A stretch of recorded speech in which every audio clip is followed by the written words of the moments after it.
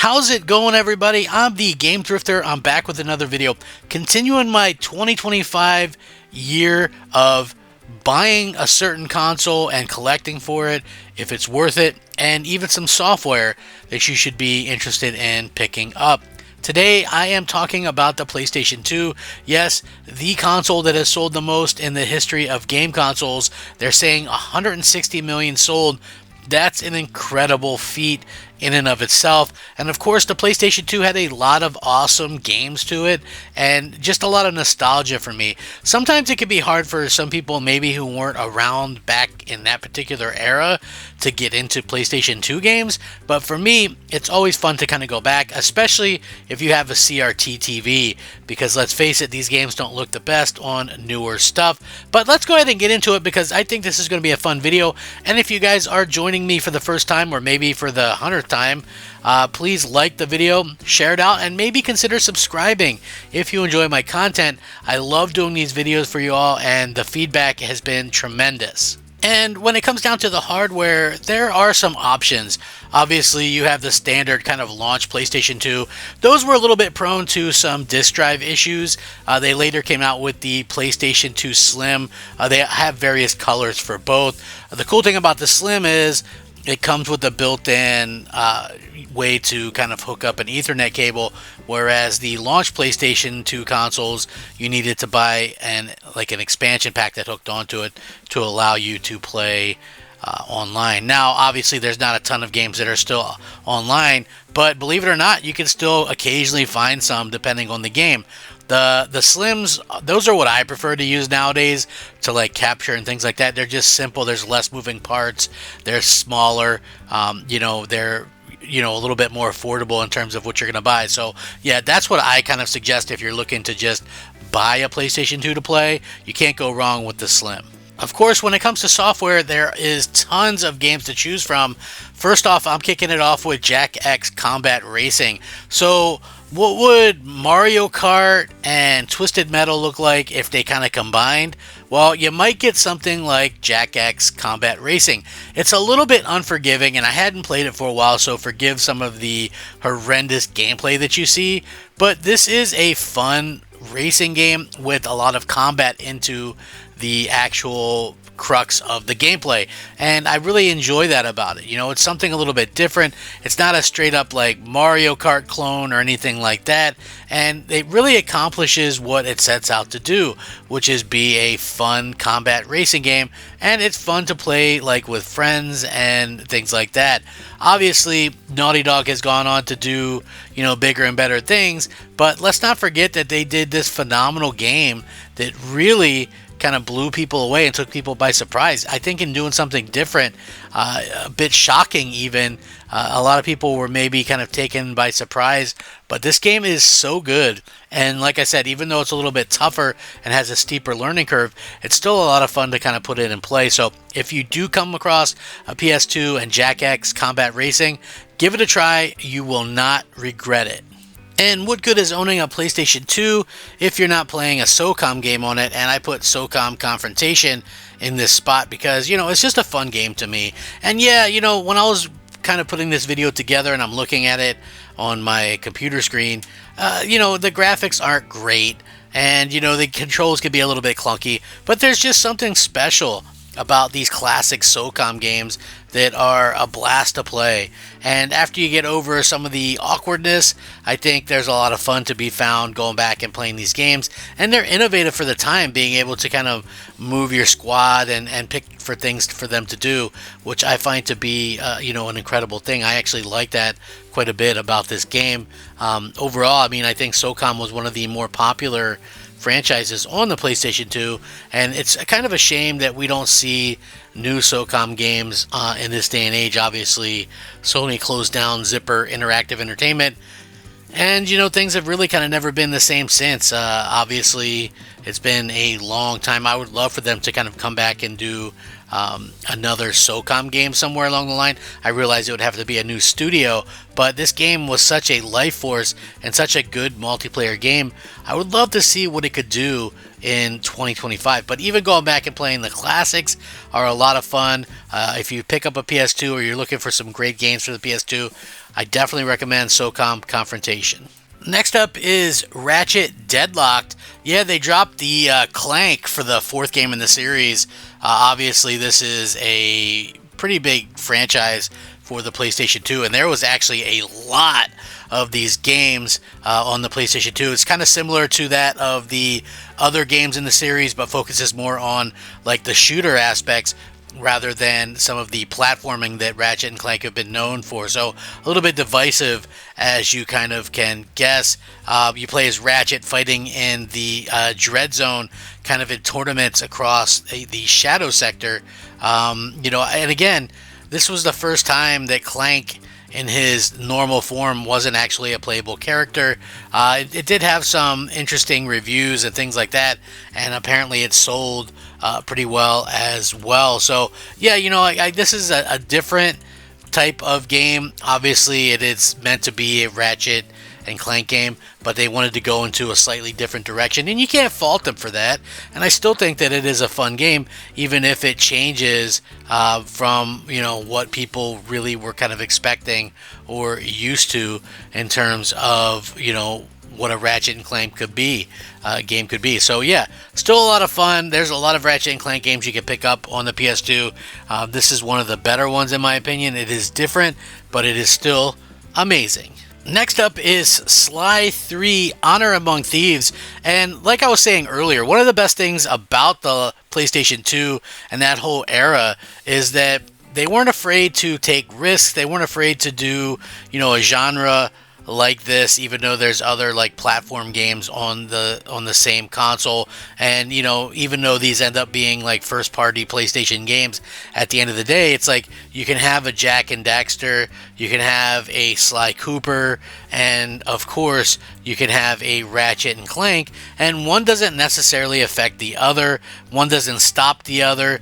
And I think it's okay to have games in the same genre, even if they're all from the same company and things like that. And I think that's why so many people really enjoy the variety of the PlayStation 2, but not only the variety, but the fact that so many developers were willing to take risks and have fun with what they were putting out. So I think that's really a cool concept and nice to see from a company, and we will never see anything like that again, to be clear. I mean, what we see is kind of what we get. Developers aren't willing to take a risk, but back then you got something real cool like Sly 3, which is a phenomenal kind of stealth action platformer. So if you've never played it, give it a try. It is phenomenal.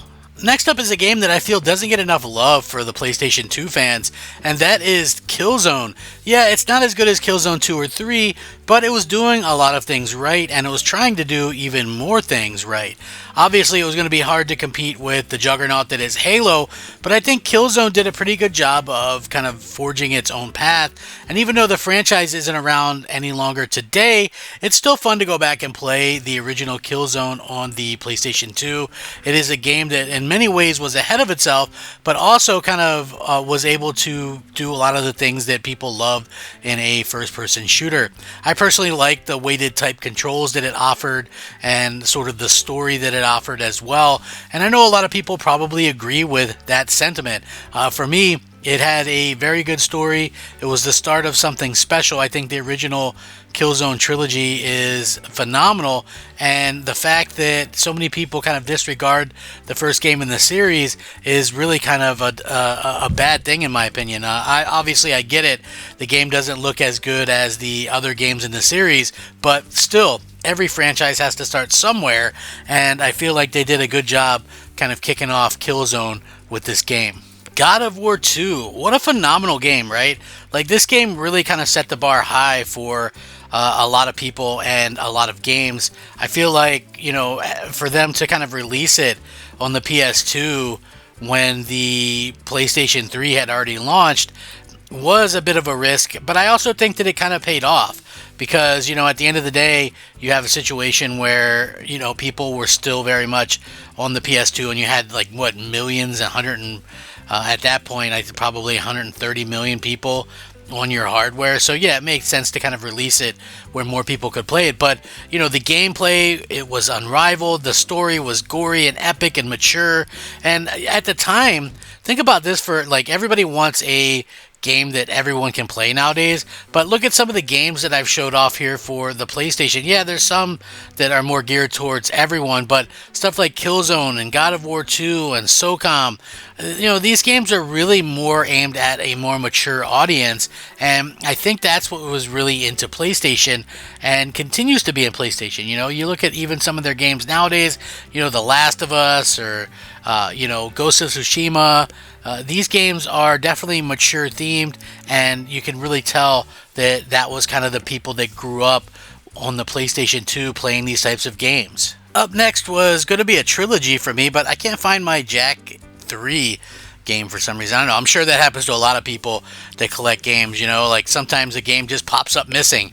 I know I have it somewhere, but so I put Jak and Daxter, the Precursor Legacy, and Jak 2 on here. These games, and really all three, are some of the greatest platforming games you can play. And I prefer 2 and 3, I think, over the first one, but the first one doesn't have anything wrong with it. I just prefer a protagonist that's talking, and the 2 and 3 seem a bit more mature and things like that, from my take anyway. Naughty Dog was really on it. I mean, think about it. Jak X Combat Racing, 3 Jak and Daxter games, they really were kind of doing incredible things at this particular point, and they continue to do that throughout the PS3 era, and maybe even a little bit into the PS4, but now they seem to have slowed down tremendously. But we can always look back at the history of their games and the great things that they put out, and I think that's probably going to be their legacy, is that they did such a varied style of games, but it's all been fantastic in my opinion. So with that being said, yeah, any of the Jak and Daxter games on PS2 is going to be a great game and a great time. So yeah, trust me, 100% recommended. Of course, being a Simpsons fan, I had to put Simpsons Hit and Run on here. I try to put that on any list with Xbox or PlayStation 2, and I just love this game. You can't really say enough good things about a good Simpsons game, and it's been many years since we've gotten a Simpsons game, let alone a good Simpsons game. And playing a Grand Theft Auto version of The Simpsons is just my idea of fun. So, obviously I was going to put this game on this list. I know not everybody's going to agree with my lists, and that's fine, but I find this game universally loved. I don't think anybody hates it. And again, we all have different opinions and thoughts and kind of ideas on what we enjoy, and that's the spice of life, folks.